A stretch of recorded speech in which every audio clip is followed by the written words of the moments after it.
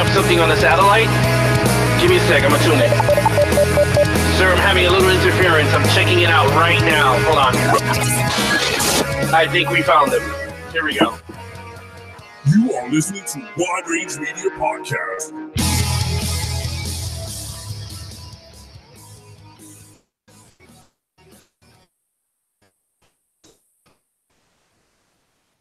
Welcome, everyone, to a new episode of Wide Range Media, live on YouTube. I'm your host, Alex Figueroa, and my co-hosts are... I'm Pablo. And I'm Silvio. Little delay from Florida. Yeah, a little delay from the Florida. And Silvio, say it again for everyone. And Silvio. All right, if this is the first time you watching us live, then welcome. Welcome, everyone, from the live chat. Also, you can watch every prior episodes and also listen on iHeartRadio. You can go to Wide Range Media Podcast Productions. Wide Range Media Productions.com. You can watch everything there from prior episodes and videos. This is the 48th episode, guys. Before we got two more to the big 50. So yes, let's go into the announcements. This week on announcements. So announcements is I finished the Jaws video. It took it took a debacle of a week. What's the Jaws video? So the Jaws 3 video is where me, Ralph, and Pablo, we sit down and we watch the entire Jaws 3 movie. And god-awful movie. But I chopped it up in a way that you follow the movie's plot and you get to see all the jokes and us laughing along on the couch. So basically, you're watching along with us as we have fun watching that horrible movie. That's one thing. Also, we have another one called Tabletop Confessions, where me and Pablo break down latest board games and cards. And that week, we did Clutch Baseball from 2017, last year, 2017. New one is coming out on March or April. Haven't released a date yet. But that's another video. But we're getting a lot of content coming out. A lot of content. It's coming slowly, but it's coming out, people. All right, Pablo, you got anything to say? Silvio, about Men Radio? Well, I just wanted to mention the Jaws thing. The idea that we had is because we want to put out more content in the YouTube channel. So we thought of, what if we react to different movies that we grew up with, like Jaws. We grew up watching Jaws and the whole franchise. So we thought of watching a movie in 10 minutes. That was what we're going to name these videos. Now, obviously, we couldn't cut up the whole movie in 10 minutes. It was just impossible to do it. So if 10 minutes became a 40-minute video. So we'll see if we'll do more of these depending on how people react and if people like it.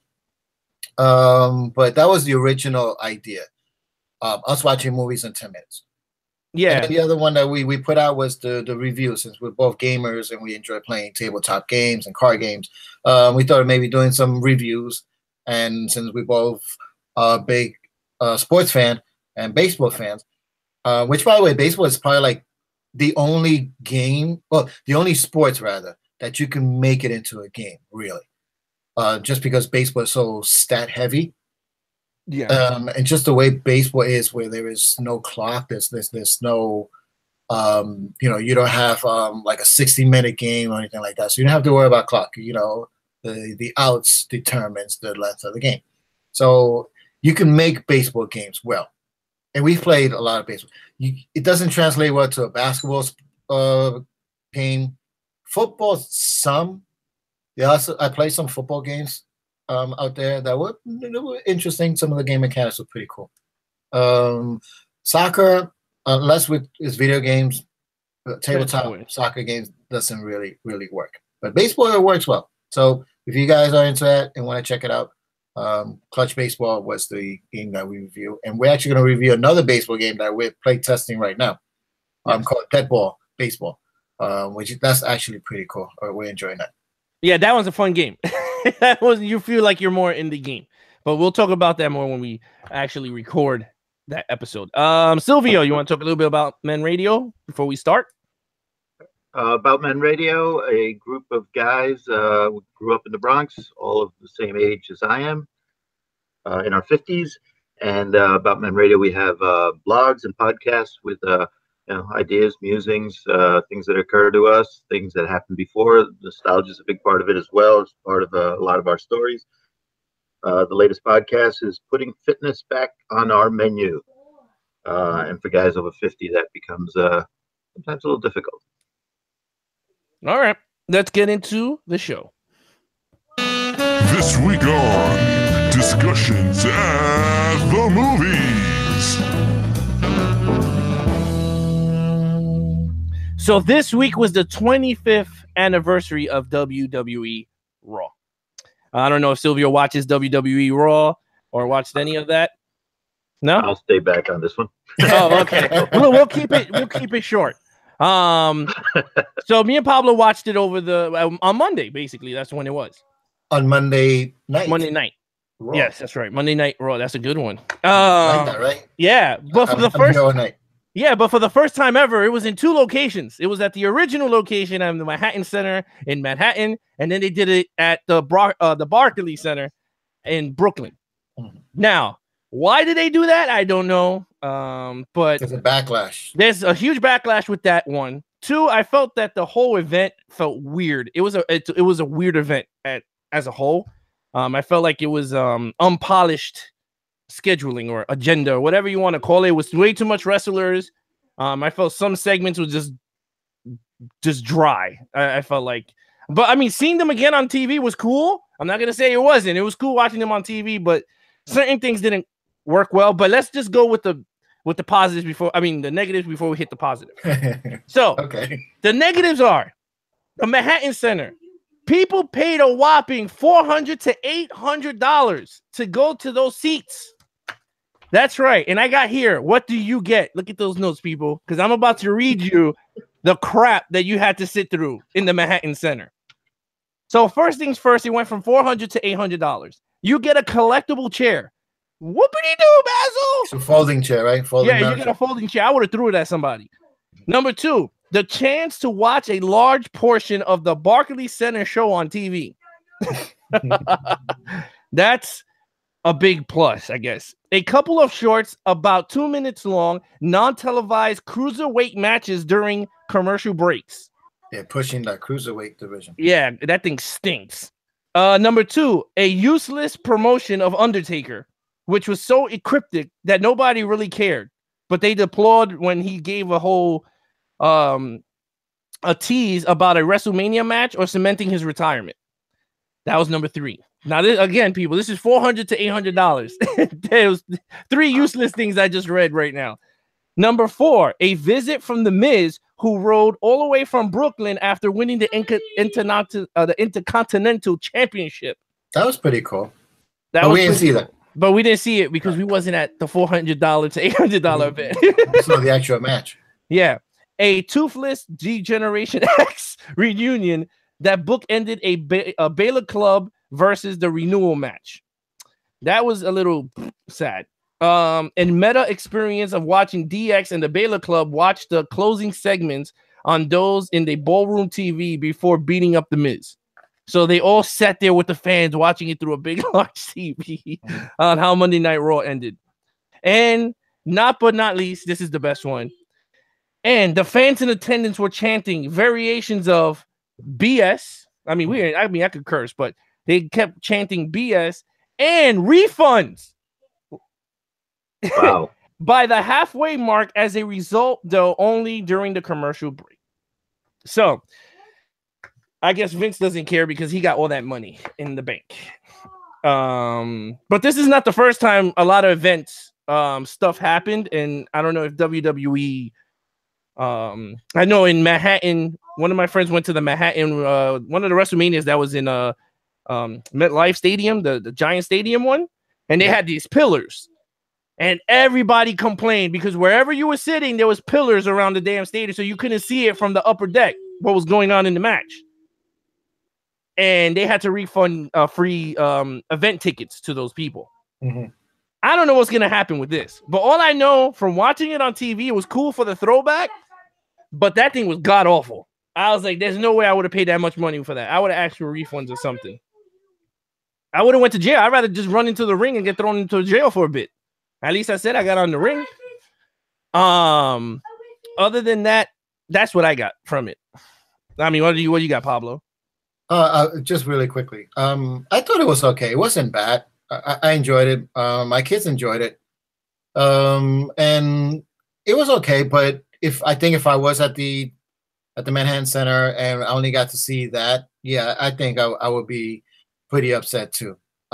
Maybe they just dropped the ball on this. You know, they planned it, and maybe they should have planned more things for those that were at the Manhattan Center. But other than that, I thought it was okay. But overall, a lot of people said it was a weak reunion. It was a pretty weak to 25th anniversary. I mean, I kind of agree because I thought it would be more than what we got for that night. It was a 3-hour night.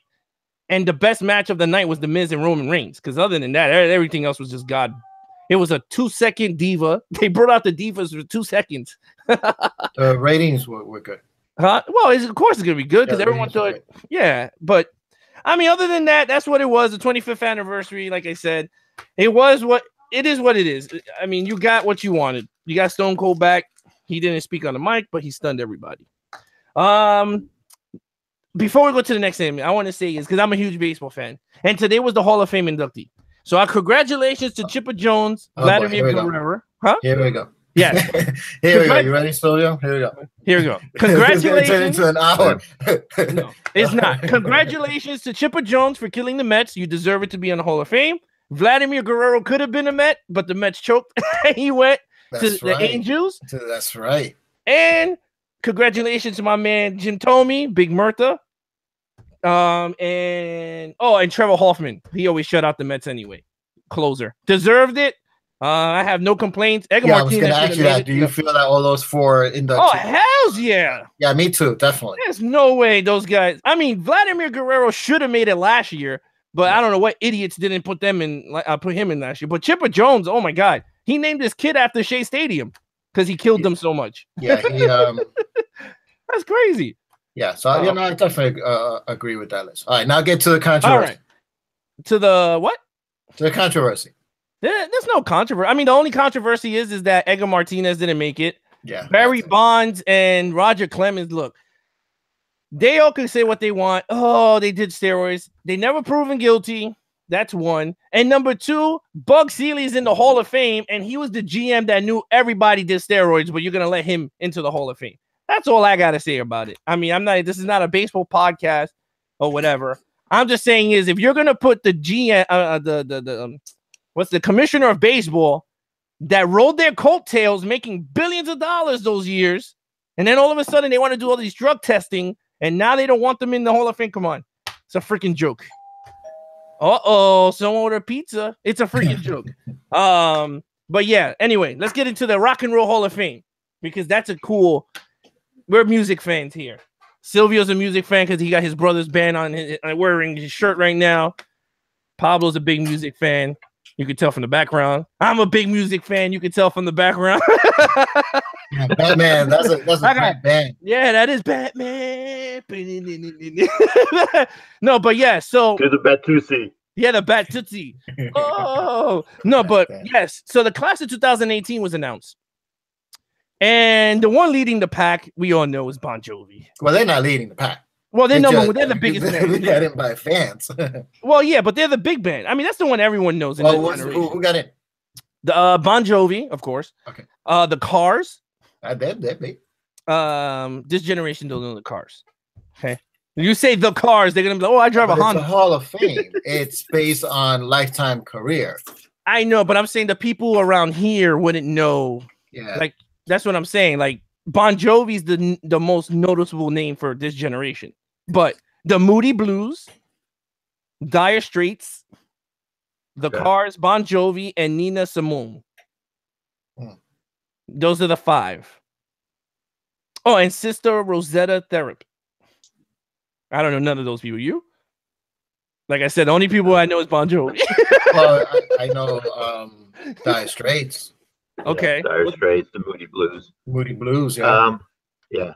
Now you said that Bon Jovi was elected in by the fans as opposed to, I don't know how the Rock and Roll Hall of Fame does it, kind of like the Oscars. Do they have an academy? It's similar to the Oscars. So the way they did it was Bon Jovi held the lead all the way through the polls. closing Tuesday. So that means Tuesday night they had the polls for all the fans and the name of bands on the list. The band would join the other top 5 finishers, which was the Moody Blues, Dire Straits, the Cars, and Judas Priest, on a fan ballot added to this year's voting pool. The results are very good news for Bon Jovi fans since the band voted was created. So basically, Rock and Roll Hall of Fame added fans to vote. So Judas Priest got knocked out because of the fans. Hey, can I use some of my my nostalgia or my old man history to give something to this? Bon Jovi got elected into the Hall of Fame through a fan ballot. Do you know that they ended up becoming known at all because of a fan ballot? They had a record, a single put on a vinyl LP. To our younger listeners, that was a record where they had many songs on vinyl. Yeah, kidding. They know what vinyl is now these days anyway. But on this record, made by the radio station WAPP in New York, was the song Runaway. And there was a ballad in there, and people selected which song off of that album they liked. Whoever won got a record contract. That was Bon Jovi. Oh, look at that. So fate came in circles. Yeah, exactly. It came full circle because they were rejected by so many record companies time and time again until that happened. That occurred. And I remember hearing it on WAPP radio. And I didn't vote, but yeah, that was the one that voted. Here's my quick Bon Jovi story, and maybe my brother can help me jog my memory, or if I'm correct in this, maybe it's become some sort of a lore, and I'm getting it wrong. But I was introduced to Bon Jovi at a very young age, and I think this is how I got introduced to Bon Jovi. You tell me if I'm wrong. You got tickets for us to see Kiss. I think it was 81 or 82, right?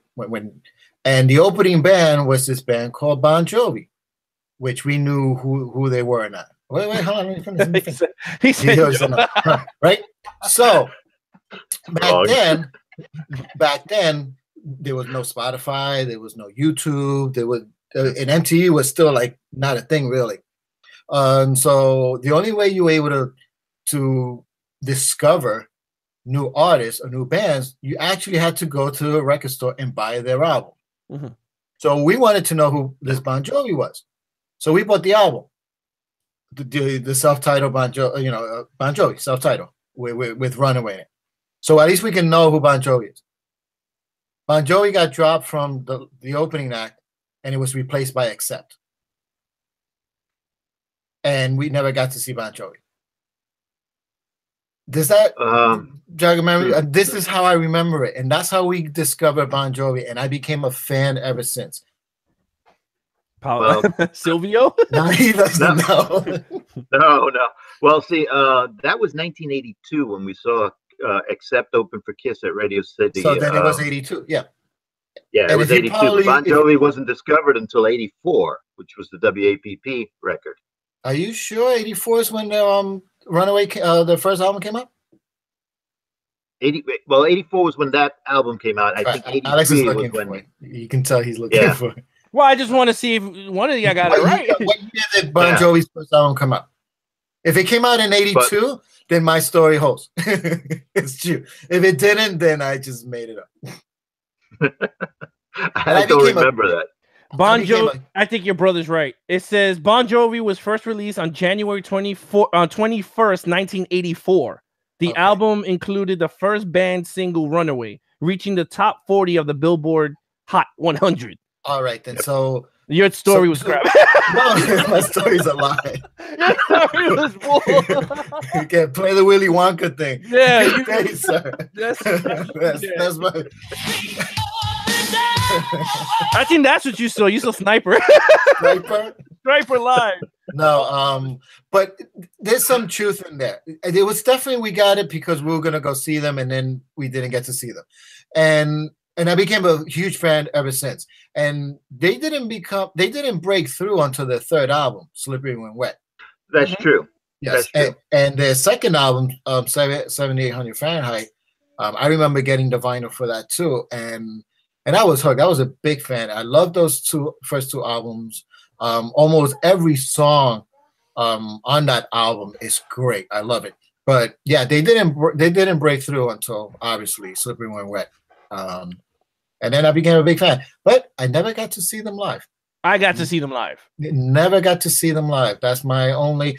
I wanted to see them maybe like I think for like 5-6 years ago. But the tickets were just so expensive, and I was like, nah, I can't justify spending all that. Well, and then you don't want to go now, by yourself either. You know, you want to go. You know, I wanted to go with Gladys. And yeah, I was like, nah. You know, so.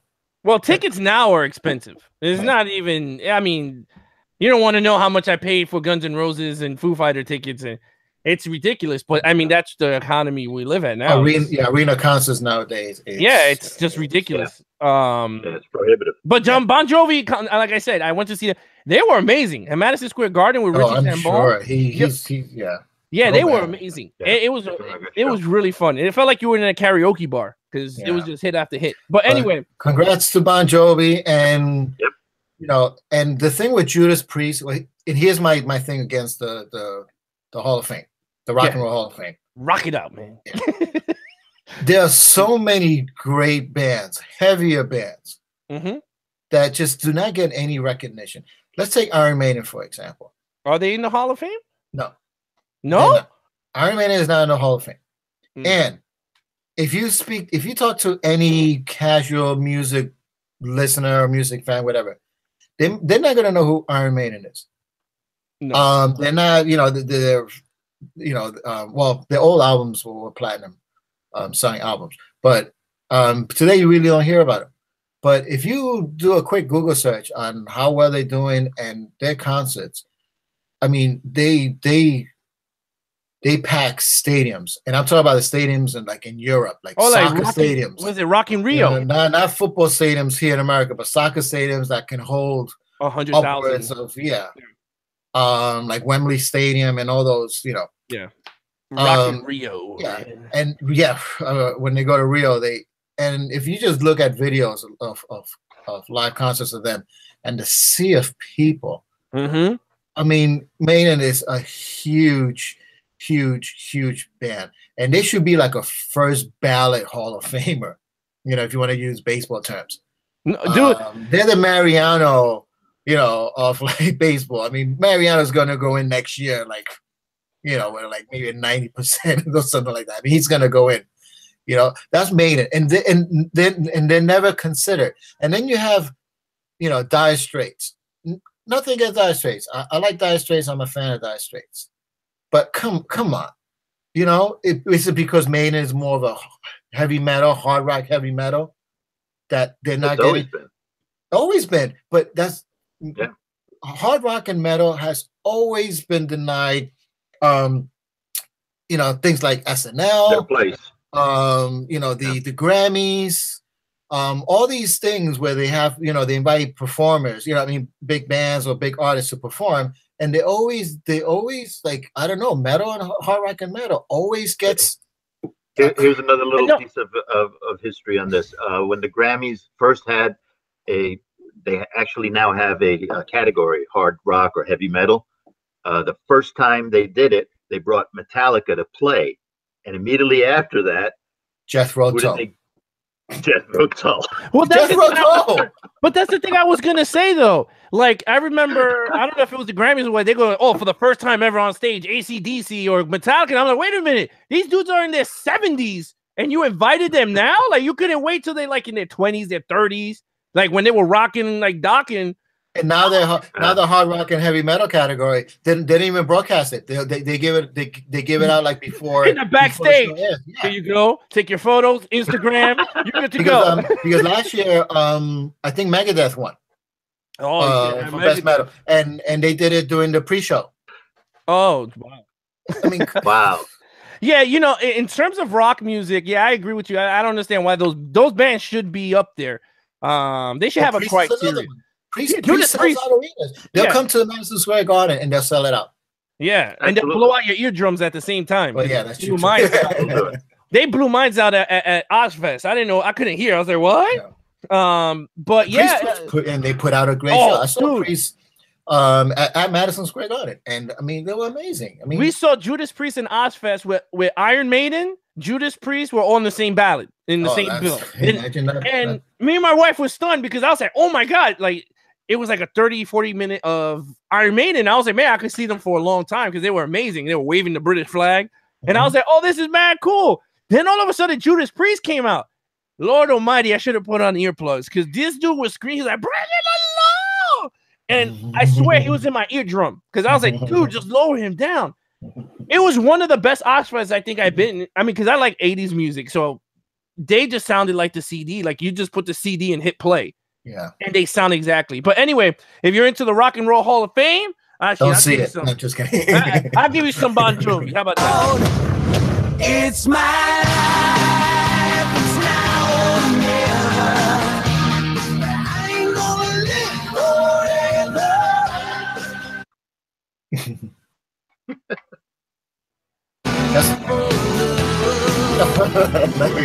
Someone's going down memory lane.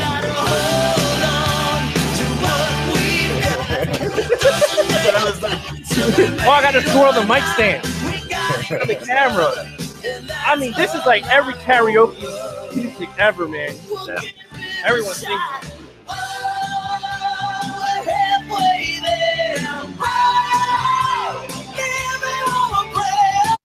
This is another one that's huge. Hey, Lord, we've gotta keep the. That's their latest stuff. I like this song though. Keep the Faith is a great album. That was my wife hates that song with the Moroccan. Keep the Faith. And I'll talk about this real quick, and then we'll go to the next segment. But see, Bon Jovi, they were grouped into the whole hair metal band of the 80s. Mm-hmm.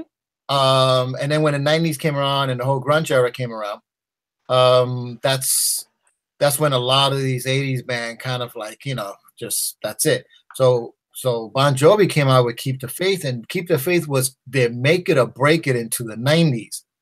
If that album failed, that's it. You know, they would have gone by the wayside like all these other 80s hair band. And they didn't. They put out an album that was a little bit more contemporary for that time. It didn't have like that song Keep the Faith. It didn't have that 80s kind of like sound. It was a little bit more raw, and they broke through. And then throughout the 90s, they just kept putting out great albums. And I remember there was a time they were like low, like we didn't hear from them. Then all of a sudden, It's My Life came out. And they just came right back into the scene, like hello. They started saying, but let's look at the chat. Let's see what's going on in the chat. Let's see. Jose Rosado says the Miz and Roman Reigns match was the best match of the night. Angelina said Bon Jovi was one of the best concerts she's been to, and we're going again in April. Oh, thanks for letting me know. I guess I'm going to see Bon Jovi in April. Breaking the Law, and then let's see. Pablo Torres says it's all about the Benjamins. It's about how much radio play they can get and make money from them. And then Angelina says something, but it got restricted. And then Pablo Torres says they sell out. They became more pop, so more money for all. And then Angelina says, surprise, I went to Bon Jovi. Yeah. It's all the radio play. He's right though. But again, if you want to see the whole Rock and Roll Hall of Fame, the 33rd annual Rock and Roll Hall of Fame induction ceremony, it's going to be Saturday, April 14, 2018 in Cleveland. You can watch it live on television, premieres on HBO, and radio broadcast on Sirius XM. Why am I reading this like if we're really on broadcast radio? This show is sponsored by Budweiser, King of Beer. The King of Beers. And now the Morning Zoo. Now to the Morning Zoo. Now Sylvia does the weather. Now today in Florida, precipitation of. So next on the list is the Oscar snubs. Yes, the Oscars came out. Ooh. Well, the Oscars came out, yeah. So I know this is Silvio's thing. Like this is his bread and butter. He likes this stuff, right, Silvio? You're like the encyclopedia of Oscars. Yeah, I don't miss the Oscars anytime. Every year I watch it, and actually my favorite part is the in memoriam. And I always like to watch it to see who gets snubbed on that and comment about it afterwards. But, All right. Well, you're about to hear the snub list. Number All one. right. Let's figure. Why don't you say who? What are the nominations? Like the big ones. Okay, Best picture, best actor, best actress. Okay, so this one is someone got snubbed for the best lead actor category. All right. So who's in? Well, who's nominated? Oh, I didn't get that. I just got the snubs. Oh, you gotta give us the nomination. Like who? All right. So let's do a quick Google search. Google To it. the Google Google it. Oscar nominations. All right. I just got the snub list. I didn't know you wanted to get all detailed on. Well, at least just the main ones. Okay, I got it. You want me to do it? Go ahead, but I got the name of the Give me the snub. Yeah. How's that? go All ahead. right, cool. All Here we go. So these are the nominations for. Let's start with Best Bale. Male. best director. Best director. All right, best director. We got I Christopher know Nolan that's for snubbed Dunkirk. there. Mhm. We got Jordan Peele for Get Out. Yes, that awesome. Greta Big Gerwig time. with Lady Bird. Mhm. Paul Thomas Anderson with Phantom Thread, and Guillermo del Toro with The Shape of Water. Okay. There's only Um, one person on this list for best director. that got snubbed. Yeah, two people. Who? Two people. Spielberg. You want to guess? Didn't you say you're gonna guess? Maybe the guy who directed Logan.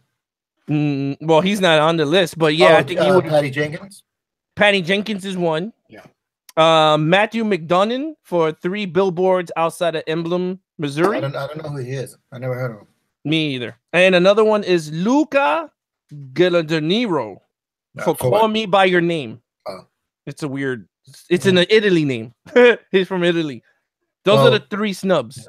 So, what do you think of the director nomination Well, another one who got snubbed was Steven Spielberg Oh, it's For what? Spielberg. for the for post? The Post. Yeah. Yeah. Here's the thing with that really kills me. I mean, nowadays it's more than 5 for Best Picture, but Best Director is still just 5. 5 nominees.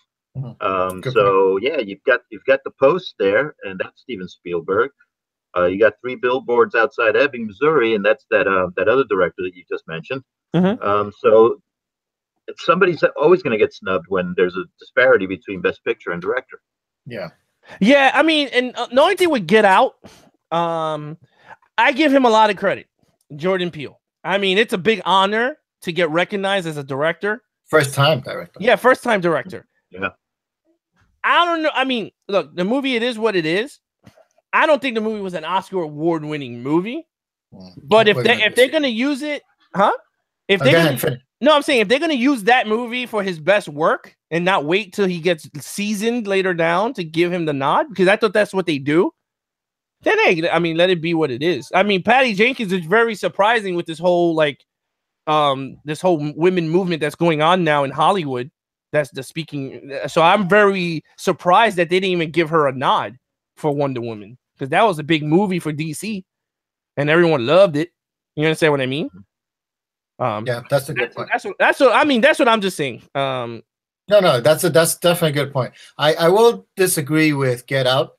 Mhm. I think it's Oscar worthy. That's my opinion, and we'll talk about it when we get to Best Picture. And as far as first time director, yeah, we'll get that in a second. And then first time directors, we've seen that in the past. I mean, I think Sylvester Stallone was the first time director when he did Rocky. Was he nominated for best director? No. Yes, he was. He was, For right? Rocky 1? Yeah, the original Rocky. Well, I don't remember. It won Best Picture. It won Best Picture. It won for Best Director and Best Screenplay, which was both Sylvester Stallone. Also, he won Best Director. Mm-hmm. So okay, I see, believe so. and I think that was his first. It was his first movie, yeah. First movie, yeah. So all right. All right, let's go to lead actress. Okay. We have Meryl Streep with The Post. Mhm. If I mispronounce these names, Saoirse Ronan for Lady Bird. Okay. Margot Robbie for I, Tonya. Frances McDormand for 3 Billboards Outside Ebbing, Missouri, and Sally Hawkins for The Shape of Water. The only ones I know there is Frances McDormand, Margot Robbie, and Meryl Streep. I don't know the other 2 actors. Okay. And I didn't see any of those movies, to be honest. I want to see I, Tonya. I definitely want to see The Post. I want to see Three Billboards. And Lady Bird, I also want to see The Shape of Water, man. I don't know. I'm a big Guillermo del Toro fan. Pan's Labyrinth. I love Pan's Labyrinth. Great movie. I thought he did a really good job with Hellboy. He doesn't get a lot of credit for it. Hellboy 2, sorry. And Pacific Rim was a campy movie, but I mean, there was some good stuff there. That was okay. Yeah, that was all right, you know, compared to the other campy movies, you know, like Transformers, you know, it's still out for it. So I'm really happy for him, but there's something about this movie that just doesn't attract me. I don't know. Maybe I'll see it, you know, when it comes out on video and it's there, and I'll watch it. But as far as like maybe going to the movies to see it, nah. Just to clarify, Stallone didn't win for director. Oh, he didn't. He never. He was nominated. But he was nominated. No, he wasn't nominated for the Oscar. He was only nominated for Best Actor in a Leading Role as Rocky 1974. Did he win that? No, says no. And then he never won an award for none of the Oscars. Best Writing, Screenplay written directly for the screen, Rocky nominated, never won. But it won Best Movie. It won the best picture. Movie. Yeah, Best Picture. But and then Creed, he got nominated, which everyone said he got snubbed, which he should. That was he was nominated for a supporting actor. Yeah, well, it's still a big. It is. Supporting actor is a big category. But other than that, no, he didn't get nothing. All right, so but it is his movie. No, it's his movie, but he didn't get but he got nodded. I mean, that's a big thing too. Yeah, so he did get a nod. Okay. Yeah. So anyway, anything about the lead actresses there? Yes, Gal Gadot didn't make it. She got snubbed. That's what everyone's saying. I don't know if that's more of a snub. Patty Jenkins was I definitely. I don't think Wonder Woman. I don't know about Gal Gadot for Wonder Woman. Oh no, yeah, she's not. What do you think, Sylvia? No, not in the company that this group is in right here.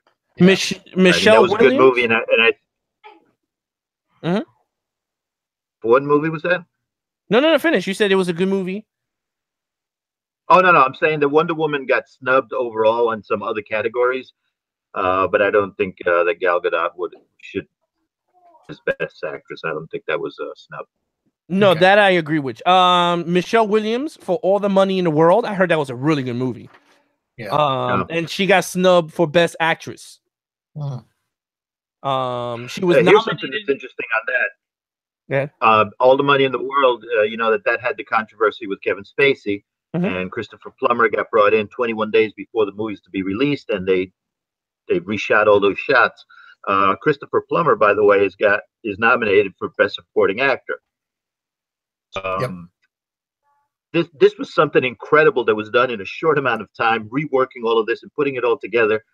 Don't you think the director should have gotten a nod for that? Ridley Scott did not get a nod for. Well, did you? In the world is wait, but did you hear? Did you hear also that the guy who played Christopher Plummer or whatever his name is? He was the original guy that Ridley Scott picked. The studio wanted Kevin Spacey, and that's why they went back to Plummer. He was like, I knew he was right all along. Right. Yeah. So that was a pretty cool tip. But yes, those are the two actresses that got snubbed. All right, lead actor. Yeah.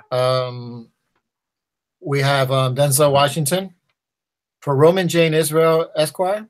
Oh, that's the one with he's a lawyer. That's a pretty cool one. I mean, I didn't get to see it, but the trailer looked good. Gary Oldman for Darkest Hour. Daniel Kaluuya for Get Out. Daniel Day-Lewis for Phantom Thread. And Timothy Chalamet for Call Me By Your Name. Okay. There's a few lead actors, but yeah. The only movies I saw there was Get Out, and Daniel Kaluuya was really good in that. I mean, he was excellent. I mean, that cast was really good. Yeah, but for a best lead actor. I mean, like I said, I don't know. Maybe I wasn't too through with the movie to see it like as a, but I mean, yeah, he did great though. Honestly, he did sell me the movie because if it wasn't for his acting ability, I don't think anyone would have cared. Yeah. But all right, so the one that got snubbed was Tom Hanks for The Post. He didn't get nominated. Yep. James Franco for The Disaster Artist. Well, I think I know why he got snubbed for that one. Well, Yeah. again, I'm just reading the list, man. No, I know. No, but No, I I'm know. saying, I'm just giving you the reason why. No, the why political he- part. yeah. I kind of understand he got snubbed, Yep.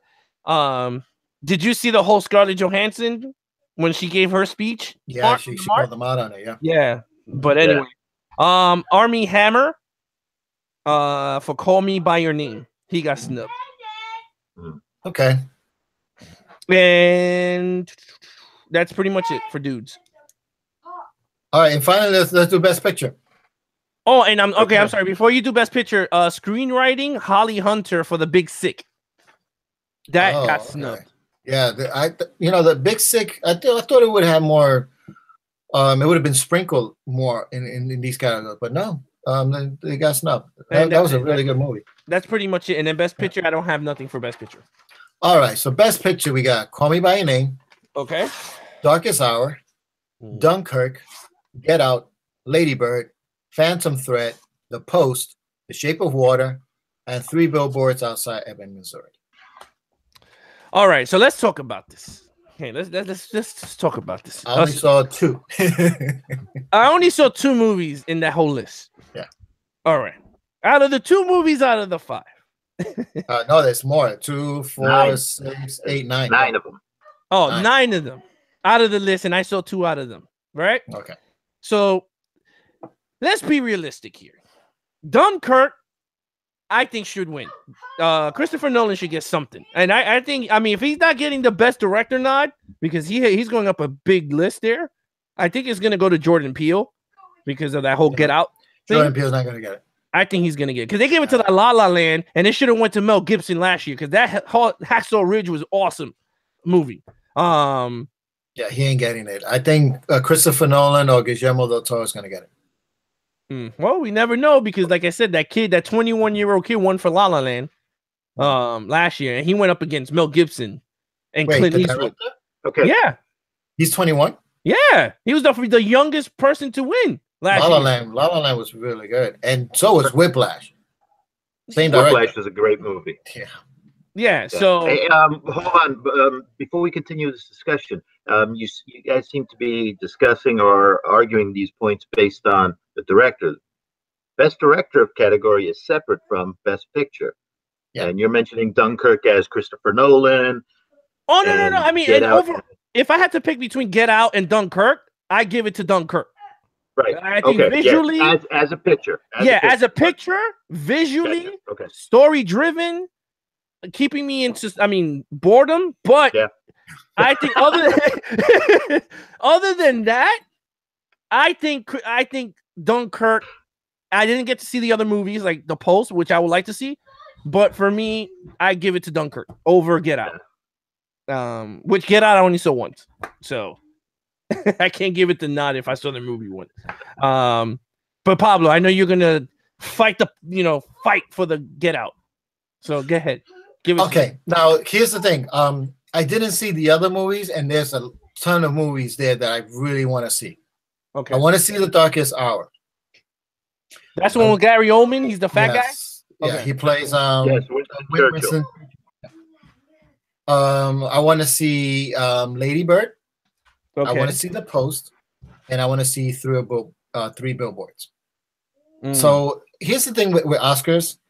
Since we're big fans of movies, but the movies that we enjoy usually like the big blockbusters or the fun horror movies or the cool sci-fi movies.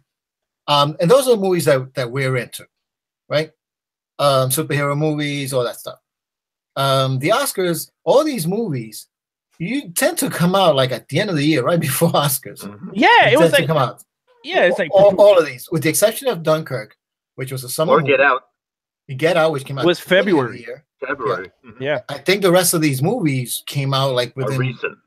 recent. So so it's hard to, and it's winter, it's hard to go out and see these movies. So, and if you notice, the 2 movies that I saw were movies that came out earlier. So I think if these movies would have come out early in the year, I would have seen them in the movie theater, or Mhm. B, definitely see him on video, because these movies would have already have come out on video by then, right? Like, let's say that most of these would have come out in the end of the summer or the fall. We would have been able to see them on video now. Why they do it this way, I have no idea. Is it something because the movie is fresh and that will give you a better nod at the Oscars or not? I mean, I don't know. I think they need to, if they want people to see these movies, I don't know. To be honest, I really don't know why they do it. Maybe it will drive more people to movie theaters. I really don't know. Yeah. Hi, guys. Hey, Ralph. Ralph is sideways. I am here. There you go. Hey. All right, so Ralph, real quick, we're going to the best picture right now, and my brother's going to chime in, and then just listen in, and then you can jump in when Sure. All right. So, what do you think, Silvio? I don't fully understand, just like you said, why it's the bulk of these movies are movies that were just released in the last 4 to 5 weeks. Yeah, I don't understand the business of it there. I do know that those movies, as they're being released, are already being called Oscar bait. Yes. So it's done with a purpose. I agree with you. I totally agree with Silvio. Like, even when you see the trailer for the first time, it's like already up for the best picture. It's like, wait a minute, but the movie just got released. Like, it didn't even come out yet. Yeah, like, I didn't get to see the best picture nod. Like, Rotten Tomatoes gave it 100. Like, wait a minute. Like, I didn't get to see the movie. Like, don't come to the theater because we already nominated these movies. Like, okay, but Alex missed the memo. Yeah, like, so basically, honestly, like Pablo said, I mean, those are the movies. I'm looking at the list now on my computer, and honestly, the only one I would really see would be The Post. I don't care about any other movies. Shape of the Water I might see because I kind of like those weird alien type movies. I mean, I know it's a drama type movie, but it reminds me of an old was it like Black Lagoon? Yes, but with a love story. Like, she just want to bang him. So that's the only thing I can get from it. So that's the way I see it. But that I can see. But I don't know, man. It's just weird. Like, yeah, Sylvia hit it. I think it's all about the money, because you're not going to put these movies up against a Marvel movie during a week, because people. That's a good point. Yeah. That's the only thing I can see. And the most time that you could get these movies out is during the deadest time. And look at where all these movies came out is between all the other big movies.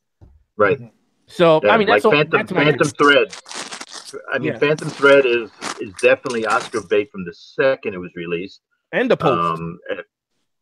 And The Post. Well, in The Post, you got Steven Spielberg directing, Meryl Streep and Tom Hanks. That's Oscar bait all over. Yeah, the minute like Steven Spielberg. And Phantom Thread is Daniel Day-Lewis's last movie. He says he's retiring after this. So some of that's going to creep into the voting. So he's winning the Oscar for Best Male. Absolutely. Yeah, he's going to win it. Is he nominated? I think he's so. nominated. Yeah, Daniel Day-Lewis, Phantom Thread. Yeah, he's going to win it. He's winning it. That's why they didn't even put Tom Hanks, because they were like, wait a minute, we can't have Tom Hanks, because then people will riot. It's like, But here's the thing I don't understand. I was mentioning it earlier. Now, all categories have 5 nominees, and it used to be that Best Picture had 5 nominees. And at one point, they said, "Oh, it's not enough because there's such a range of movies. We should expand it a little bit." And I think it hasn't been a set number. And this year we have 9. What is the sense of 9? Everything is 5. Why not 10? Just have double up. I thought so too. So the movie that I think is missing off of this list, and I know I might get some laughs for that, is Coco. Coco should have been nominated and been part of Best Picture, especially if they have 9. Just add one more movie, 10 movies, put Coco in there, and give it the respect it deserves. An animated movie has been nominated for Best Picture before. No, I Say that again. An animated movie. Oh yeah, 3 times it's happened. Beauty and the Beast. Before. Yeah, Beauty and the Beast got nominated for Best Picture, and then Up and Toy Story 3. Yeah. Yeah. I think they should have gave it to Coco also. I don't think that's funny. I think it should have. Yeah, so that's a snub. Yeah, I think because they Spanish family. They didn't want to give it Spanish people. That's what it is. You gotta say Latino family. I'm just joking. But anyway, next on the list, I'm gonna give you guys the razzles because I want to get to the superhero list. So the razzles are Transformers: The Last King got 9 nominations, including Worst Picture. And the worst actor, Mark Wahlberg. I agree with that. Behind I agree with that too. 50 Shades Darker with 8 nods. And then right behind that, but I agree with that. with the worst Best Picture are Baywatch, the Emoji Movie, 50 Shades Darker, The Mummy, and Transformers: The Last Night. Wow. Emoji should win.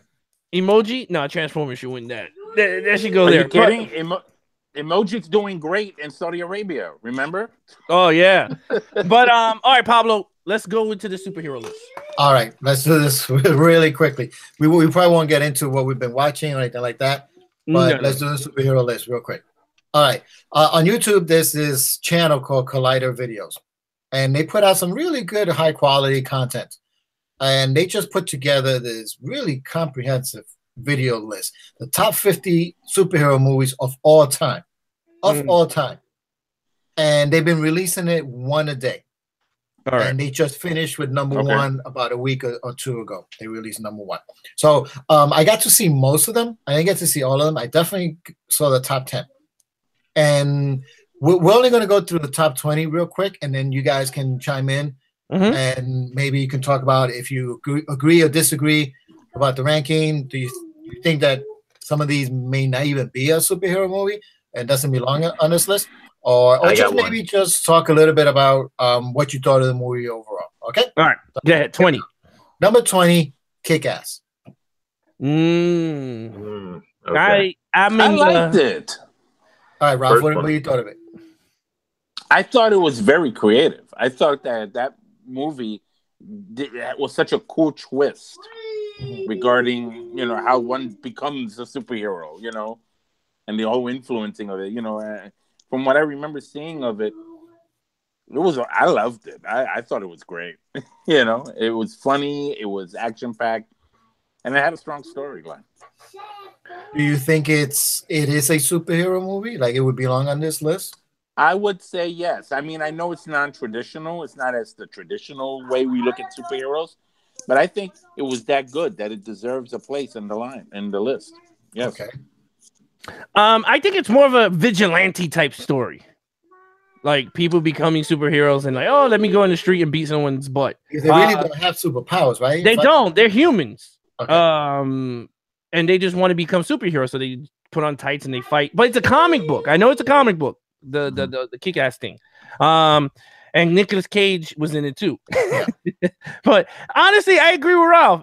Is it a superhero movie? It's one of those that's on that line. It could be, it can't be. So I agree. I agree with. Here's the thing with that one though. I remember seeing it. I remember liking it, but to me it was a very forgettable movie. Yes, that's what. Yeah, it was good. It wasn't bad, but to put it on the top 20, especially when you look at other movies that are like the movie that's right behind it at 21 is Superman 2. That's Superman 2 should be at the top 10 at least, and it's behind Kick-Ass. I mean that's a quotable movie too. Yeah, I don't know if I would do that. Yeah. All right, so unless anybody wants to quickly chime in on that one, we'll move on. Dilly. All right, cool. Moving on. Next. All right, number 19, X-Men First Class. That, yes. I don't think it should be it should be lower than where it is because that rejuvenated the whole X-Men craze again. It was like the reboot. Yeah. Is that the highest X-Men? Huh? On that list? No, there's more X-Men. There's more. Okay. But I think that whole rejuvenated everything, and I agree. That's a superhero movie. Not number 19, though. Not in my book. You think it should be high on the list? It should be lower. Oh, lower. Gotcha. Yeah. Lower. Okay. Oh, my God. Is that Angelina Fig from... I'm looking at the live chat. What? That's Alex's wife. No. Oh. Who did you think? Surprise. Angelina Jolie? We got somebody Angelina from back in Jolie the live day. from Never- the Bahamas. No, I'm sorry. Angelina Jolie's on the live Yeah. chat. Never She's mind. not Never live. mind. Never mind. Tomb Raider is the best superhero movie ever. Oh, Magnificent. Salt. Salt. Salt. Oh my God, Mr. and Mrs. Smith. That's not his name in every movie. All right. All right, go ahead. Okay, number 18. And this one, I'm telling you, I would have put this one way up higher. What? And that is Tim Burton's Batman. All right. Yeah, let's get into this one. He's like, All right. This movie does not hold up because I started watching it and there's something about the movie. I like the movie. I love the Batman-ness for 1986 or whatever the hell it came out. It's just something about it that it doesn't hold up now. I fell asleep and I had to rewind it to where I fell asleep at to continue watching the movie. I don't know, man. I agree with Pablo. It should be in the 20s. No, I didn't say it should be lower. I said it should be higher. Higher, like in the, I think in the Like in the 12s top or 10. 11s. No, I in think the 12 top or 10. 11. Yeah. 12 or 11s. What do you think, Silvio? Batman, remember this one? I'm not a big fan of the first Batman. Just the fact that they put in that the Joker killed his parents and just totally changed that. I'm not a huge fan of Michael Keaton. All those things detracted for me. Somebody just gasped. I guess. Yeah, I heard. Oh, okay. Wow. So, I'm shocked. I'd keep it around 20 or below. I'd rather have Superman 2 up higher than Batman. I agree with Silvio on that. That goes without saying. Yeah, because honestly, the minute Silvio's right, when I rewatched it and I saw him in the Batcave and he's doing this, and then he remembered that the Jack Napier shot his father and mom, and then he did the look like, oh, and then I was like, get away. I was like, no way. I was like, come on, it took you 40-something years to find your killer. Listen, here's the thing with Tim Burton's Batman. Go ahead. Tim Burton did to Batman what Richard Donner did to Superman. Which was what? I mean, it just brought the superhero, the comic book to life, to the big screen. Yeah. That's what the original Superman did. And Tim Burton did the same thing.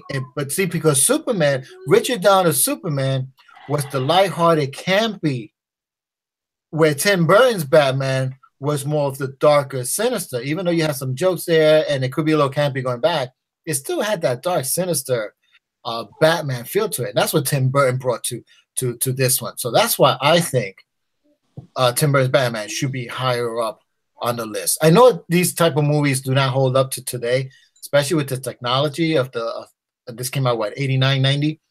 It doesn't 90. hold, yeah, 90. It doesn't hold up. But if you put the special, I agree with what you say there, Pablo. Okay. But I think that its position on this list should be, Superman 2 at 19, Batman at 20, but not any higher.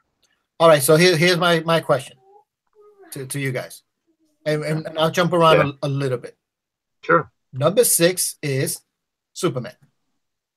Number 6, like Superman 1? Christopher Superman Reeve? 1 is number 6. Richard Donner, Superman. Richard Donner, Okay. Superman. I do you guys think it should be 2 or 1. I think it should be 2 or 3, depending on what number one. 2. It should be 2. But why? That doesn't hold up either. If you go back and look at it, Actually, I saw the 3 hours of it, and I enjoyed it. Special effects and the fighting and all that. Yeah, but you know what? When you're looking at those movies at that time, you could bypass those things because Then why can't we do it with Tim Burton's Batman? Because Tim Burton's Batman, first of all, see the problem is with it's just so hard because you know what it is. Since I should have been a lawyer. No, you know what it is with Tim Burton's Batman is that the fact is that they made the Joker, the one that killed his parents, would never happen in the comic books. But that's a director's. No, it was the studio's decision because they didn't want to let Jack Nicholson back. So they changed a little bit of narrative. But what about the movie itself? The movie it does have good pacing. Does have a good storyline. There's that's what we're talking about here. Well, in terms of the pacing, it got slow in certain parts of the movie. It wasn't flowed as Superman, where from beginning to like from Martin Brando all the way to Superman Christopher Reeves, there was an actual story going on where Batman was the first beginning of the story was two different. You're thinking it's Martha Wayne and Martha walking down the alley, and that was another family with a kid. And I was like, wait, that's not Bruce Wayne. And then all of a sudden they take their stuff, and then the guy's like, American Express card, don't leave a home without it. And then he's behind the thing, and he's like, tell your friends about me. Who are you, man? I'm Batman. I was like, all right. And from there on, it was just, I don't know. I think for its time, it is what it is. But I think Superman would be higher up than Batman. Okay. Anybody else before we move on? No, Okay. I totally get the whole point. All right. I'm going to start skipping some and maybe pick out the ones I think that would be good for discussion. Because some of these, you know, it's like, all right. I'm going to jump to number 16 and see what you guys think of this one. Remember, top 50 superhero movies of all time. Number 16, Unbreakable. Okay. That's not a superhero movie. Yeah, that's not a superhero movie. That's not a superhero movie. Okay, yeah, that's the one I saw on the list today, and I said, "No way." That's not a superhero movie. Sylvia, why do you think? Let me two-part question, real quick to Sylvia.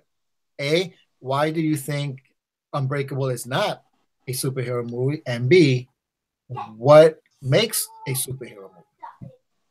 What are the criteria? What are the that you say, okay, this is a superhero movie? A superhero movie for me is definitely a lot of action, a lot of blockbuster visuals. Just like Alex was saying about the original Batman, the pacing wasn't there. It was actually a little bit slow. This was the slowest of the slow. And you mentioned something earlier as well about Kick-Ass. It was forgettable. I cannot remember more than 2 or 3 scenes of that movie. And one of them was the final scene when Mr. Glass is breaking his legs as he's trying to chase him down some hall or whatever it was. That's really all I can remember. And there's nothing memorable about it. So there's nothing super. It's not a superhero movie. I agree with you on that part, the forgettable part. Because Unbreakable, I think I've seen it once. I remember saying, "Oh, this is a good movie. I really like this movie," but I can't tell you the story. Yeah. Is that the M. Night Shyamalan? Yeah, that's M. Night Shyamalan. Yeah. Well, I think that was the second or third release movie. I did not like that movie. Okay. So, Ralph, it doesn't agree a superhero I did so. It's nowhere close. It is a sad attempt to make a superhero. I like that. Yeah, movie. sad attempt. Yes. M. Night Shyamalan is good at like scary films, like his the film, you know, his first big film, Sixth Sense. That was good. That was good. But then when he came out with this, and I think this was the one after that, I went to see it. I went to the movies to see it, and I sat there and I was like, what the heck is this? Like, it just irked me. I was like, this is stupid. I like Signs. The whole idea. Signs is good. Signs was good. Yeah, Signs was good. Can I give you a quick spoiler on Unbreakable? I don't know if I should, but Unbreakable? Don't do it. No, not with Split. You know where I'm going with this, right? Yeah, yeah. Split had something to. Well, no, don't do it. You just did. I think he just said it. No, brother said, "Don't spoil it because I want to spoil it."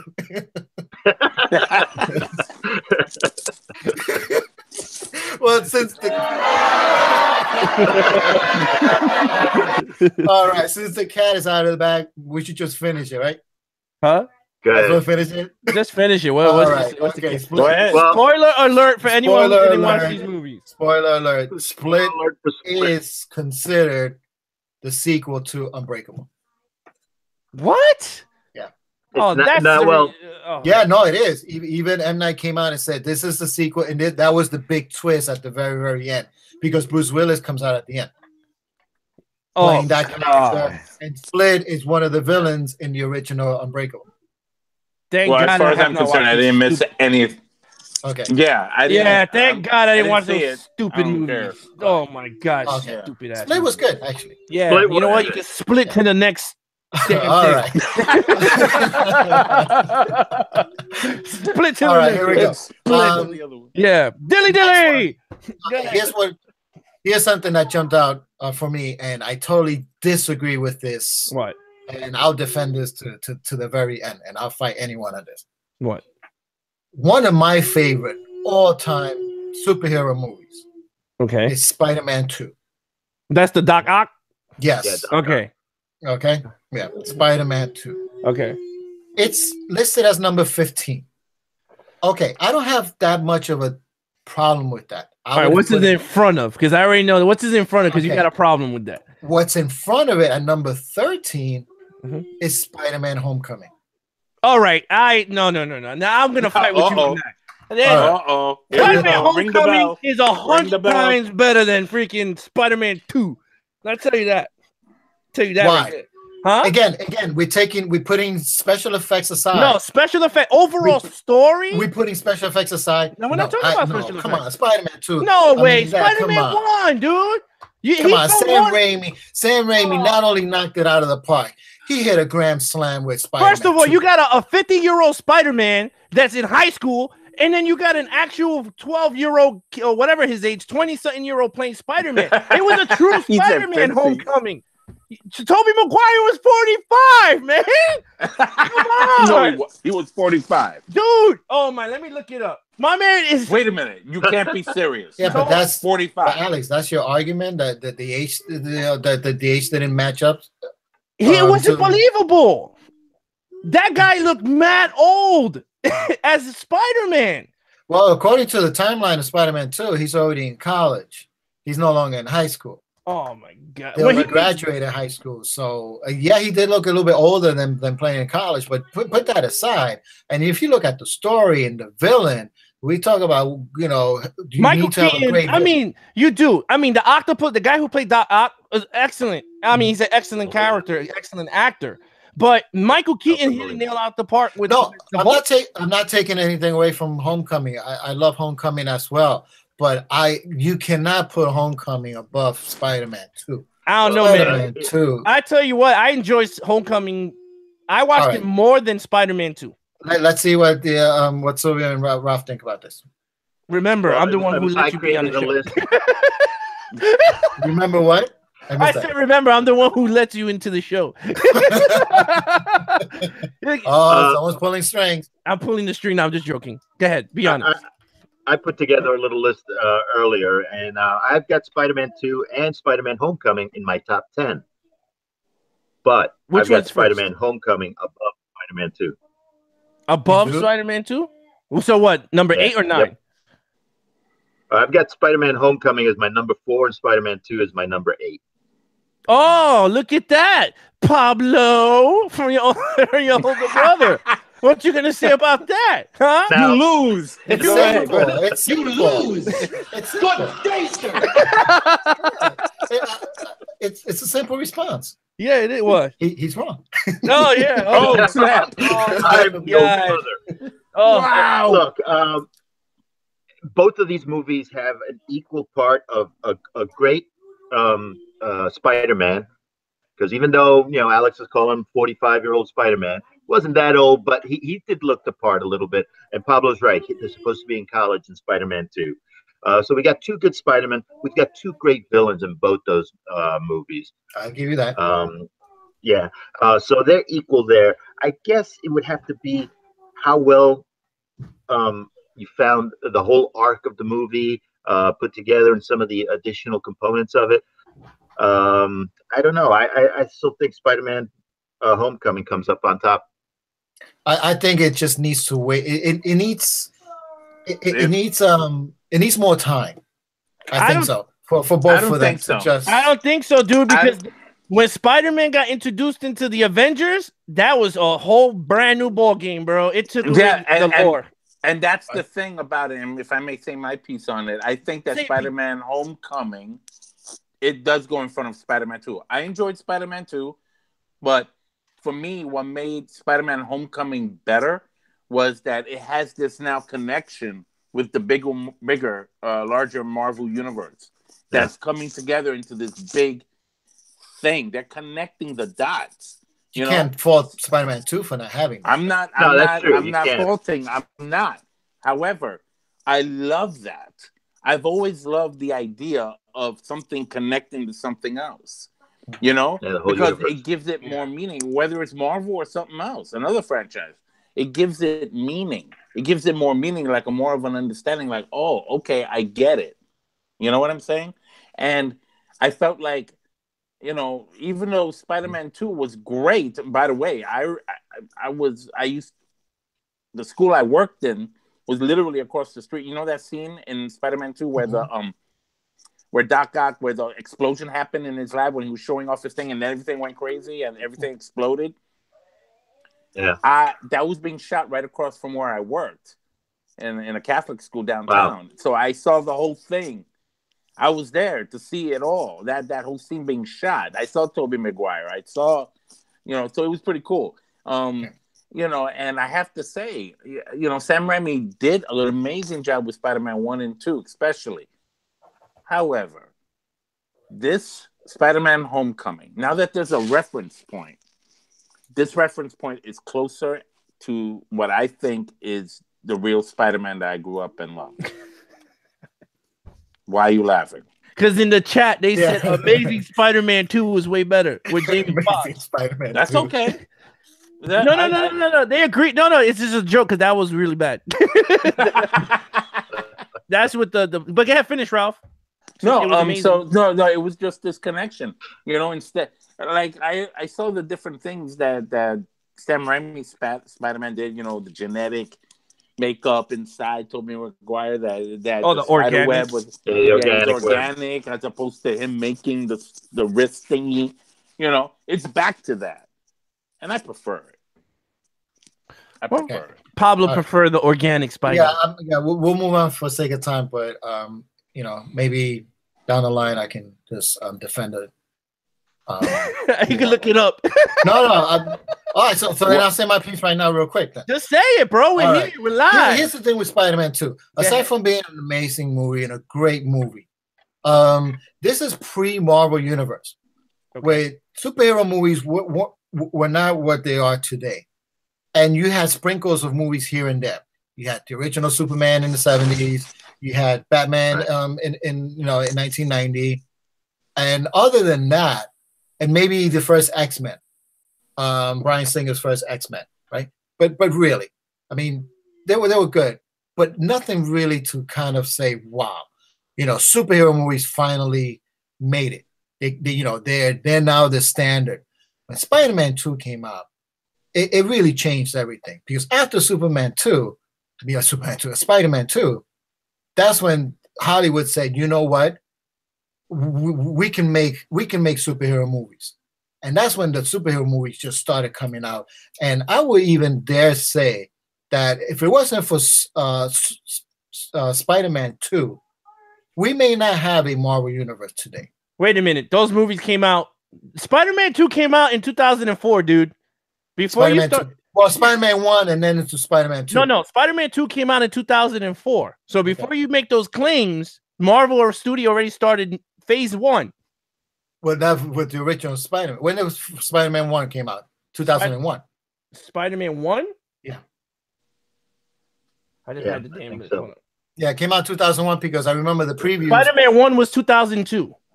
Spider-Man 1. Okay. And then 2 years later, 2004. So you got to remember, Incredible Hulk already came out in Iron Man. No, wait. Iron Man came out when? Oh, man. Now it came out after Spider-Man. But that's what I'm saying. The Sam Raimi Spider-Man, the franchise, really. Iron Man 1 came out 2008. Yeah, see? So this was much later.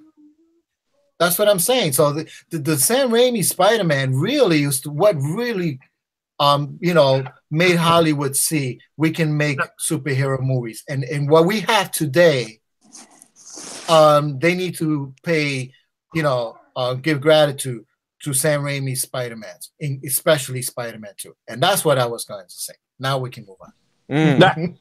But you know what? It got better now. Screw you. That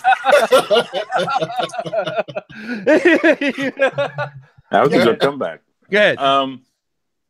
So what? Listen, we're running. I know it's 10. Yeah, with 10:15. No, go ahead. Don't worry wrap about it. Go ahead. Keep going. Yeah. I'm like Vince Okay. McMahon. Go All ahead. right. No, Keep because going. it's a good conversation. I think. No, it is, but All right. keep going. Don't So worry I about it. think the last thing we'll do is we'll jump and maybe we'll talk about the top 3 and see if we agree with it, Yeah, Okay. yeah. and we'll finish it off. Yeah, You let's guys do that. decide. All right, cool. So this is a top 3, Go ahead. right? And I'll start with 3 and then I'll do Yep. 1. Okay, top 3. Number 3, Captain America: Civil War. Oh, and I say Winter Soldier should be number 1 I or 2. agree too, because Yeah. if we look at the Marvel universe, if we look at the MCU, and we just look at purely which is the best MCU movie, Mm. I would agree. I think Winter Soldier is probably the best one. It's the right? best one, hands down. Yeah, I think it's better than Guardians, and even though I love Avengers and Avengers is very dear to me, I say better movie. Yeah, I think Winter Soldier, but Civil War. I mean, Civil War is good, but number 3, I don't think so. Anybody else? I don't agree with you. I mean, I agree. I mean, we both agree. So Winter Soldier should be up there. Yeah. But go ahead. I love Civil War. And I think it should be. I don't know about 3. Maybe it could have been a little, back then, like maybe 5 or something like that. Yeah, like top in my 10 view. definitely. And the top 10, but I don't know about 3. I mean, I have to kind of formulate my list. The thing is, when you put together a list like this, Very hard. There's certain milestones or certain achievements. A top, like let's say a top 100, top 50, top 25, like those type of lists. The top 10 is always in a category by itself. You know what I mean? Like if you have the top 11, it's good, but it didn't make the top 10. Top 10 is like top 10. They're like in a category by itself. Then you have the top, and then you always have the top 3, right? Which even the top 3 separates themselves from the top 10. You know what I mean? So you have like these tiers, right? So the top 3 is like big, and I don't think Civil War warrants a top 3. That's my thing. Winter Soldier had this like mixture of superhero action spy thriller that it was just so weird, but it was just so right for Captain America, where they were taking the story, with the whole. It just felt right. When I was in the theater, I was like, "This is the Captain America movie I wanted." Like it was just something about it, and to this day, that's the Marvel movie that I put on if I'm bored. I put on my disc and watch it. It's a really good movie from beginning to end. Sylvia, what do you think? Winter Soldier or Civil War, number 3? Or do you agree with Civil War being- Soldier's top. I do agree because I have Civil War as my number 2. So Wow. Oh, you one of those? Wow. Oh, Interesting. why? Number 2. Why number? Why? one of the biggest reasons was first of all, they didn't go completely dark. The airport fight was probably something that the movie, even that part alone, was bigger than some of the stuff that we might have seen in Winter Soldier. Although I think Winter Soldier is definitely a better movie overall. That's why I have. And the introduction of Spider-Man back into the Marvel Universe. Those things put together, plus what Ant-Man does, was fantastic. I thought they used the best parts of all those superheroes for the right amount of time, gave them the right amount of exposure. It was very well done. That's why I have it so high up as on number 2. For me, Winter Soldier, the reason it fails for me is because it came at the same time as Batman v Superman. So to me, it's the same storyline, just told differently. You mean Civil War? Civil War. It was the same storyline as Batman v Superman. So Just better. it's told. just better. It was better It's a told, lot better. and better executed than Yeah. Batman v Superman. That's a very good So point. for me, I was just like, I already saw this. DC did it. The only difference is they added all the other characters in it. And you're right. Spider-Man made the movie for what it was, because after that, I didn't care about nobody else. I was like, I could get up the theater and go home. But it was, you're right. I mean, but for 2, I don't know. I still Winter Soldier. So what's your number 2 on the list, Pablo? All right, so number 2, and it's funny because I definitely don't agree with this one at number 2, yet it was my number 2 favorite movie of 2017. I had it as my number 2, Which is, but I don't think it should be number 2 in this one, and that is Logan. I agree with that. Yeah. Logan, hands down, number 2. Really? See, I disagree. I don't think agree. Logan's a great movie. It was in my top 20. But see, I would put Spider-Man 2 here.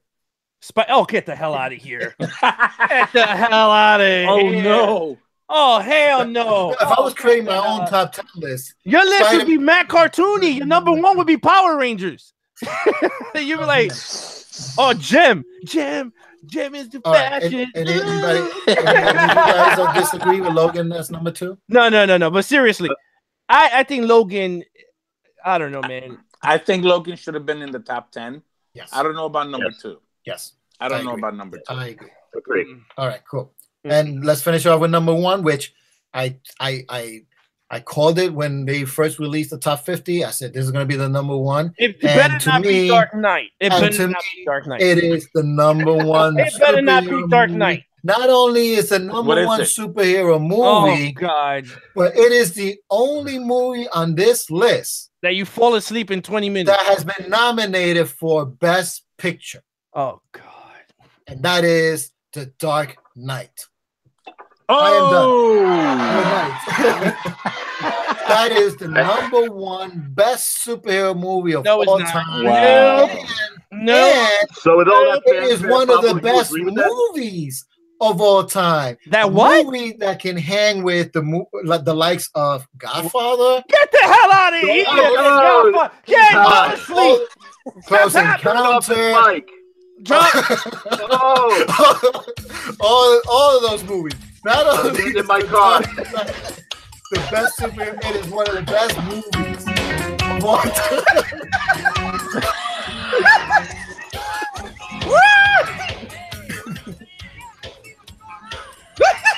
Oh no! Well, you guys may disagree with me, but hey, no.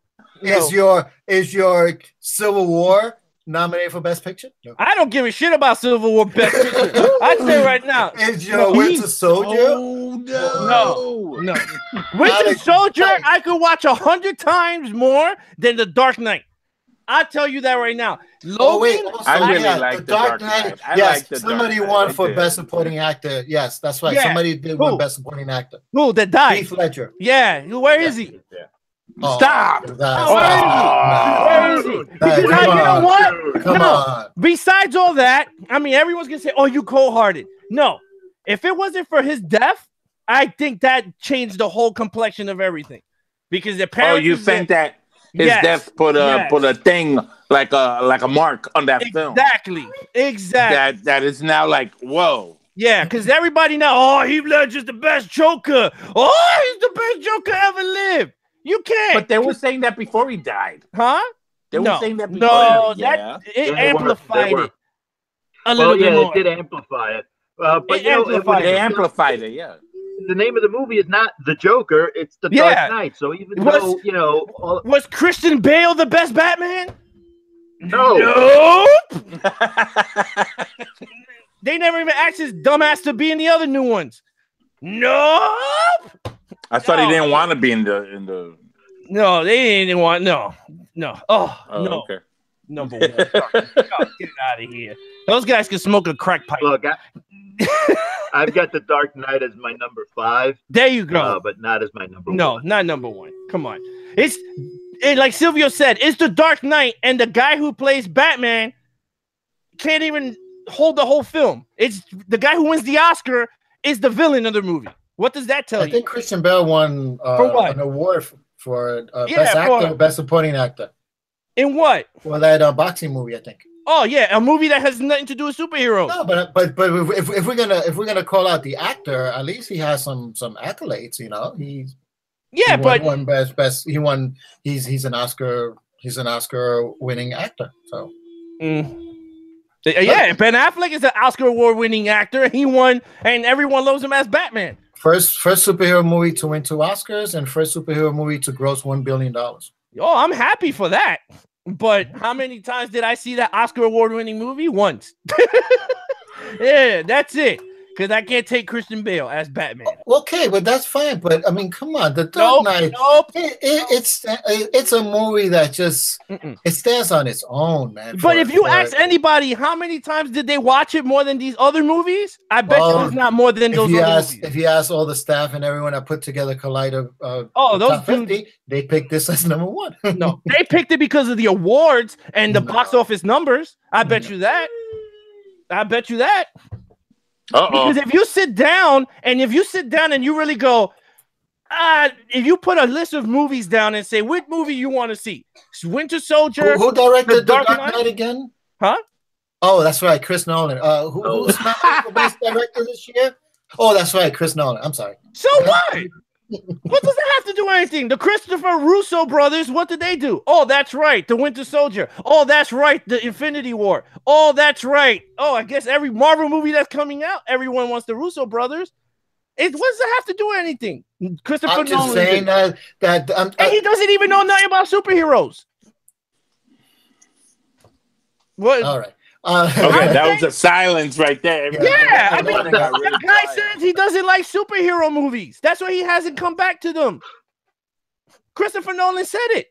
You want to look it up? Look it up. They asked him why he doesn't do another Batman. He goes, he doesn't like the genre.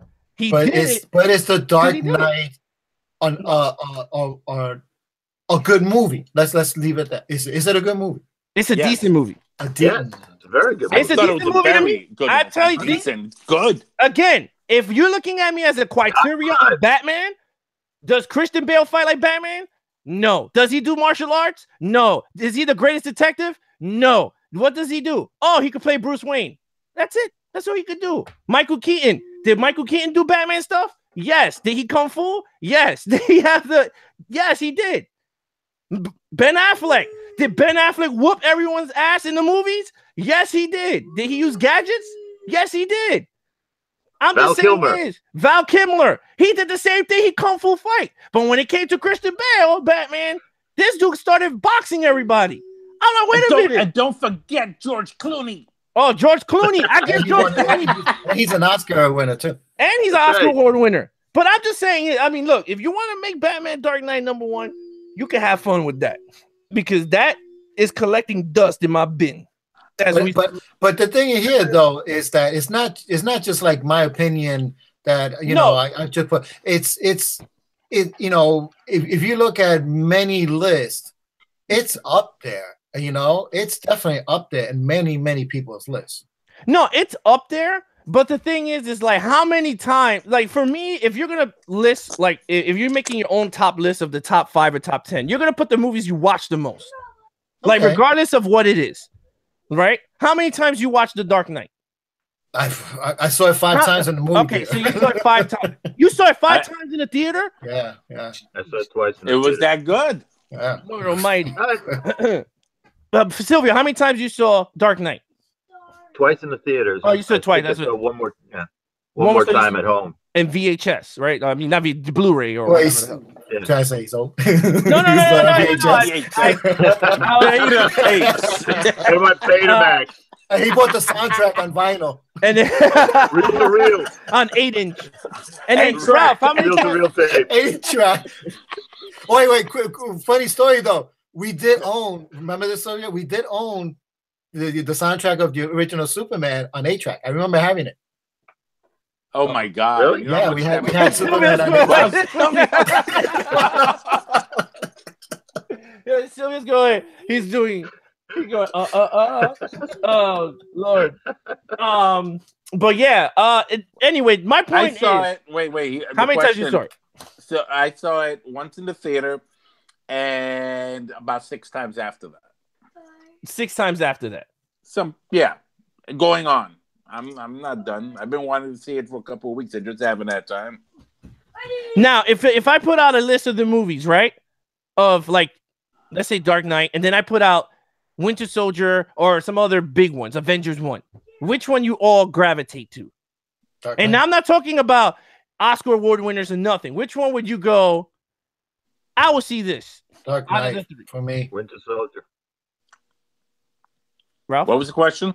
If I put Winter Soldier, Avengers, and Dark Knight on the table, and I say, which one we're watching tonight? Or which one do you want to watch? Yeah, which one would you want to watch? Ooh, that's good. You know what? I'm gonna roll with Civil War. You'll go with Civil War. Yeah. Yeah, so you see, that's what I mean. Like, I mean, I understand that if Collider did whatever, but you all three saw it multiple times in the theater, watched it a million times at home, but y'all all didn't pick that as your number one choices. I did. No, but I'm saying out of the three. So that means 2 out of the 3. Out of the 4 of us, I'm the only one that picked Dark Knight. Yeah, I mean, I would have not even. That thing would have got thrown across the room if it was in front of me, but like right out the window. I would have been like, "What is this? Go out, you spawn of Satan! Take that!" Oh no, God. but yeah, bad. No. But anyway, all right, well, you know. Well, that's the Collider top 50 superhero movies of all time. Top 50 but I just can't. condensed. But anyway, yeah. But anyway, that's the top 50 we argued about. I don't know why I keep arguing about the damn Dark Knight. But see, Pablo always brings that damn movie up and we start fighting. I didn't bring it up. It happens to be number 1 on this list. You picked that list because that was number 1 and it's going to ruffle my feathers.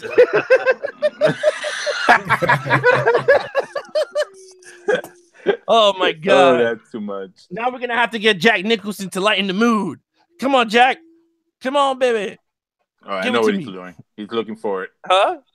I need my Jack. Looking for. Jack Nicholson. That was a pretty bad scene. Oh my God, that was horrible. All right, let's wrap it up. It's Hubba, hubba, hubba. Money, money, money. Who do you love? Where is the Batman? He's at home washing his face.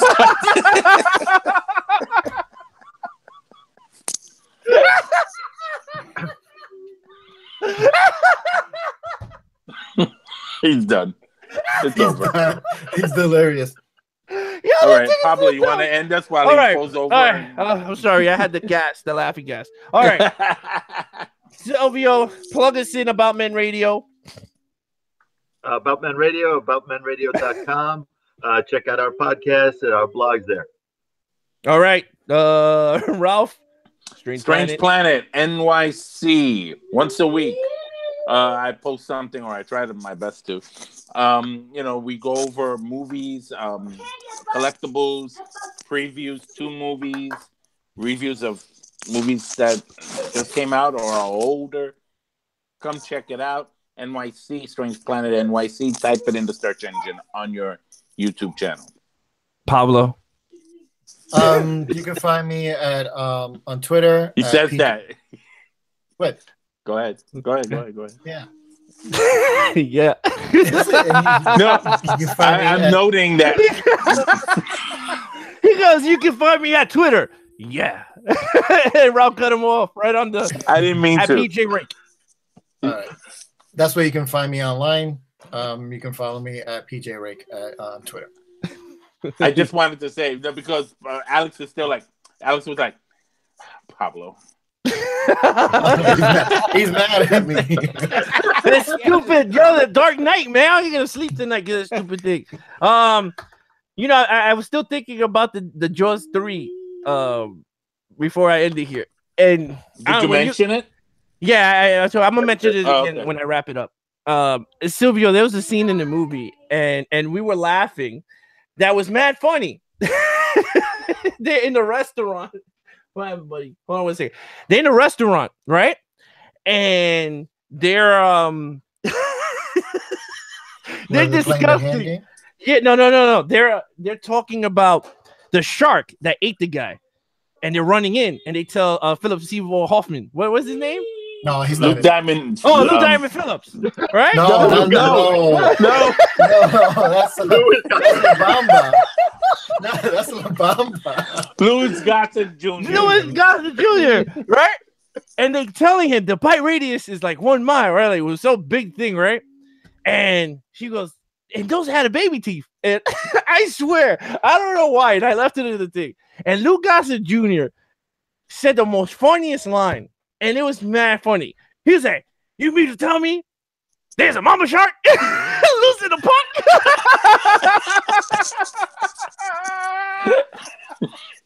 He loved that part. Yeah, I loved it. And then all of a sudden, the Jaws comes out.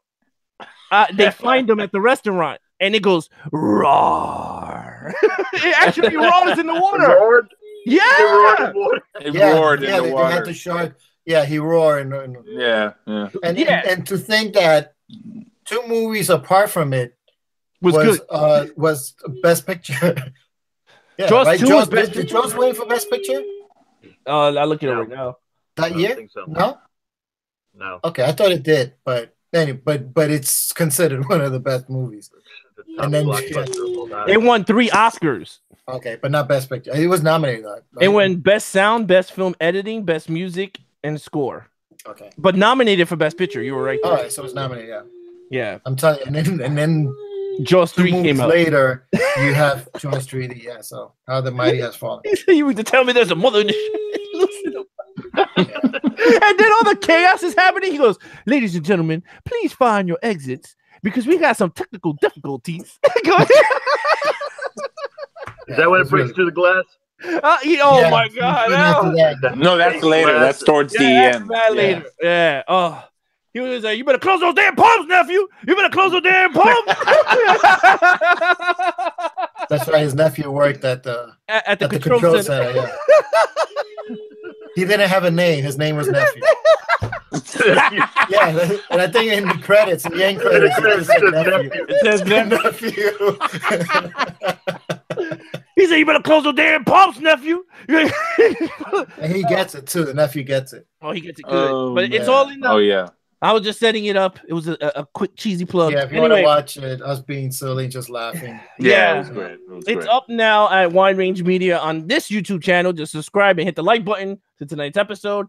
And tomorrow we'll be uploading episode 47, 48 on the iPad, on the podcast version audio, so you can take it on the go or in the gym, whatever you please do, or in the bowl if you're taking a dump. You can listen to it there also.